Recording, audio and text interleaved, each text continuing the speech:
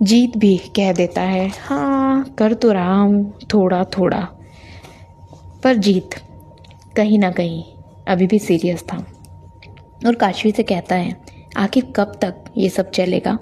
काशवी तुमको कुछ ना कुछ फैसला तो लेना ही होगा, हम पति पत्नी हैं आखिर। इस तरीके से मिलना बात करना, एक तरफ हम डिवोर्स ले रहे हैं, एक तरफ हम एक दूसरे के साथ ही डिवोर्स लेने के लिए जाते हैं, कोर्ट जाते हैं। आखिर ये चल क्या रहा है, मुझे तो कुछ भी समझ नहीं आ रहा है।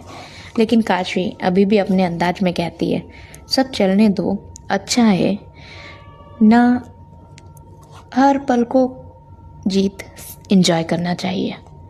ठीक है ये भी सब में अच्छा ही हो रहा होगा। और फ़ोन रख देती है।